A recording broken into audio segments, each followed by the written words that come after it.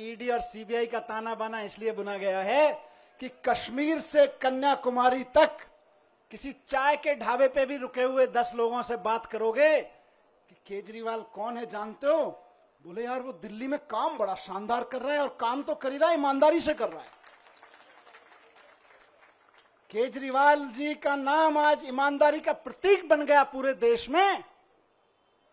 और भारतीय जनता पार्टी इतनी अपने आप को कहते हैं दुनिया की सबसे बड़ी पार्टी होने के बावजूद एक राज्य में एक उदाहरण नहीं पेश कर पाई कि उस राज्य में काम ईमानदारी से हो रहा है और काम हो रहा है। उस छवि को बिगाड़ने के लिए ये सारा षड्यंत्र, सारे कुचक्र रचे जा रहे हैं, उस अरविंद केजरीवाल जी की ईमानदारी की छवि को बिगाड़ने के लिए। लेकिन जनता जानती है, जनता के दिल के दरवाजे खुले हुए हैं। आप जेल के दरवाजे बंद कर सकते हो लेकिन जनता के दिल के दरवाजे बंद नहीं कर सकते। जनता के दिलों में आज भी वही नारा गूंज रहा है पिछले 10 साल से। बताइए क्या? भ्रष्टाचार का एक ही काल, भ्रष्टाचार का एक ही काल। और जिनका जिक्र अभी संजय भाई ने किया कि इधर उधर जितने भ्रष्टाचारी थे सबको इकट्ठा करके भारतीय जनता पार्टी बना ली और भारतीय जनता पार्टी बड़ी पार्टी कर ली, उनको भी कहना चाहता हूं कि आपका काल अभी जेल में है लेकिन ज्यादा दिन तक जेल में नहीं रख पाओगे, आपका काल बाहर आएगा। 17 महीने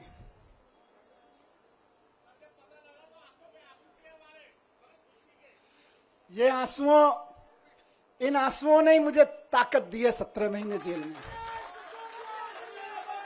मैं जब राजघाट पे आपसे बात करके गया था तो कह के गया था शायद 7-8 महीने लगेंगे। मुझे उम्मीद थी कि 7-8 महीने में न्याय मिल जाएगा, लेकिन कोई बात नहीं, 17 महीने लग गए। 17 महीने लग गए लेकिन जीत सच्चाई की हुई है, जीत ईमानदारी की हुई है। इसीलिए कहते हैं कि भगवान के घर पे देर है लेकिन अंधेर नहीं है। भगवान के घर पे देर हो सकती है लेकिन अंधेर नहीं हो सकती है। इनकी तो बड़ी कोशिशें करी इन्होंने, संजय भाई के ऊपर, मेरे ऊपर, अरविंद जी के ऊपर, पार्टी के और नेताओं के ऊपर। देश के सख्त से सख्त कानूनों की सख्त से सख्त धाराएं लगा के इनको बंद कर दो झूठे सच्चे केस में, और ऐसी ऐसी धाराएं लगा दो जो दुनिया भर में आतंकवादियों के ऊपर लगाई जाती हैं। ऐसी ऐसी कानूनों की धाराएं लगा दो जो दुनिया में ड्रग माफिया के ऊपर लगाई जाती हैं। ऐसी ऐसी धाराएं लगा के इन्होंने सोचा इनको जेल में बंद कर दो, तो जैसे आतंकवादी को जेल में डाल देते हैं तो सड़ता रहता है, जैसे ड्रग माफिया को जेल में डालते हैं तो दुनिया में सड़ता रहता है। इन्हें लगा अरविंद केजरीवाल, मनीष सिसोदिया और संजय सिंह को भी जेल में डालेंगे तो सड़ जाएंगे। लेकिन आपके आंसुओं की कीमत है ये, आपके आंसुओं की ताकत है ये कि जेल के ताले भी पिघल जाते हैं।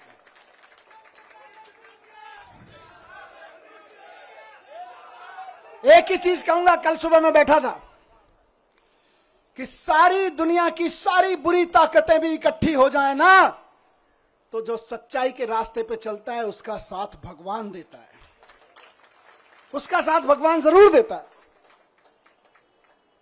और ये आज बजरंगबली की कृपा है कि 17 महीने बाद सही लेकिन मैं आपके बीच हूं। और अभी गया मैं बजरंगबली के मंदिर में, पंडित जी ने आशीर्वाद दिया। वहां जो पंडित जी मौजूद होते हैं वही बजरंगबली जी के वाणी बोल रहे होते हैं। उन्होंने बजरंगबली जी की वाणी से आशीर्वाद दिया कि विजयी भव, सफल भव। मैंने कहा जी एक ही सफलता का मंत्र है, दिल्ली के एक एक बच्चे के लिए शानदार स्कूल बना के देने हैं, यही हमारी सफलता है। और इसके लिए मैं कल से कह रहा था अपने साथियों से, हम तो रथ के घोड़े हैं, हमारा असली सारथी अभी जेल में बंद है, वो भी बाहर आ जाएगा। फिर उसके बाद हमको तो जहां हकेंगे हम हकेंगे, लेकिन हमारा असली सारथी भी जेल में बंद है और जेल के ताले टूटेंगे, बहुत जल्दी छूट के आ जाएंगे। बहुत कृपा है अरविंद जी के ऊपर बजरंगबली की। आपको याद है ना, लंबे समय से बहुत सारे लोग साथ हैं, कितने शुगर का पेशेंट होने के बावजूद कितना लंबा लंबा फास्ट किया, केवल बजरंगबली जी की कृपा से। तमाम तरह के आरोप, इतने इतने आरोप लगाए झूठे झूठे, बच गए, निकल के आ गए केवल अरविंद जी बजरंगबली जी की कृपा से। और मैं समझता हूं भगवान की कृपा, बजरंगबली जी की कृपा हम पर कल हुई बाबा साहब के दिए हुए संविधान की बदौलत। बाबा साहब ने,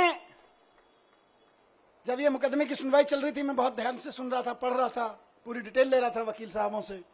बाबा साहब ने 75 साल पहले, करीब 75 साल पहले अंदाजा लगा लिया था कि कभी कभी ऐसा भी होगा, हम लोकतंत्र का संविधान बना रहे हैं, लेकिन कभी कभी ऐसा भी होगा कि इस देश में तानाशाही ताकतें आके आतंकवादियों और ड्रग माफियाओं पर लगाए जाने वाले कानून को आम आदमी के ऊपर लगाएंगे, व्यापारियों के ऊपर लगाएंगे, विपक्षियों के ऊपर लगाएंगे।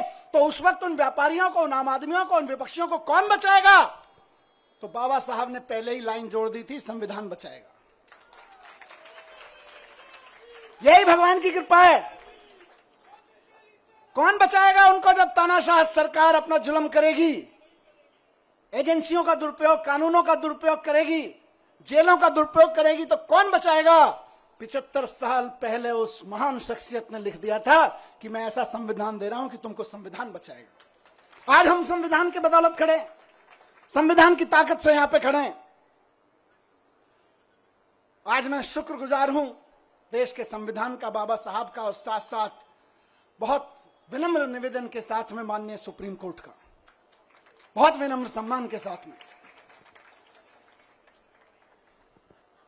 माननीय सुप्रीम कोर्ट ने संविधान की दी हुई ताकत का इस्तेमाल करते हुए कल तानाशाही को कुचला, तानाशाही को कल गलत ठहराया।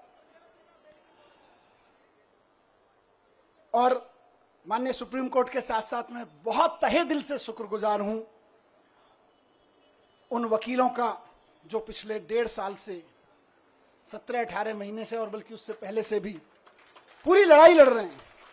मैं जेल में बैठा था, आप लोग आंदोलन कर रहे थे, अरविंद जी जेल में बैठे हैं, आप लोग यहां सड़कों पे डंडे खा रहे हैं, लेकिन वो वकील इधर से उधर धक्के खा रहे हैं, एक कोर्ट से दूसरे कोर्ट धक्के खा रहे हैं, एक कागज से दूसरे कागज में डाल रहे हैं। इनकी एक एक साजिशों का, इनकी एक एक चालबाजियों का, इनकी एक एक तिगड़मों का जवाब दे रहे हैं अदालतों में खड़े होकर, इनके एक एक झूठ का पर्दाफाश कर रहे हैं। मेरे लिए तो मैंने कल भी कहा था, भगवान स्वरूप हैं। किसी भी जेल में बंद होने वाले एक व्यक्ति के लिए तो वकील भगवान स्वरूप होता है, और मेरे लिए तो सिंघवी साहब वाकई भगवान स्वरूप हैं। अभिषेक मनु सिंघवी जी, जिन्होंने इस पूरी कानूनी लड़ाई को इस अंजाम तक पहुंचाया, और जल्द ही अरविंद जी को भी बाहर लेकर आएंगे। मैं धन्यवाद करता हूं सिंघवी साहब का, मैं धन्यवाद करता हूं दयान कृष्णन साहब का, मैं धन्यवाद करता हूं मोहित माथुर साहब का, जिन्होंने बहुत बेबाकी से अदालतों के सामने ईडी और सीबीआई और भारतीय जनता पार्टी के सच को बेनकाब किया है। और मैं बहुत प्यार के साथ धन्यवाद करता हूं, उनमें से कुछ लोग मेरे उनसे उम्र में छोटे हैं, कुछ बड़े हैं, अपनी आम आदमी पार्टी की लीगल टीम के कुछ वकील साथी, हमारे एमएलएज यहां खड़े हैं, साथ साथ में उनको सबको कोऑर्डिनेट करने वाले विवेक भाई, इधर शायद नहीं होंगे, किसी विवेक जैन किसी अदालत में इस समय जाके आर्गुमेंट कर रहे होंगे, इरशाद भाई इस समय कहीं किसी अदालत में आर्गुमेंट कर रहे होंगे, कुछ पेपर बना रहे होंगे, और उनके कई साथी यहाँ खड़े मैं देख रहा हूँ, अपने सारे साथियों को मैं उनका भी बहुत धन्यवाद करता हूँ। If you like this video, then like, share and subscribe to ET Now.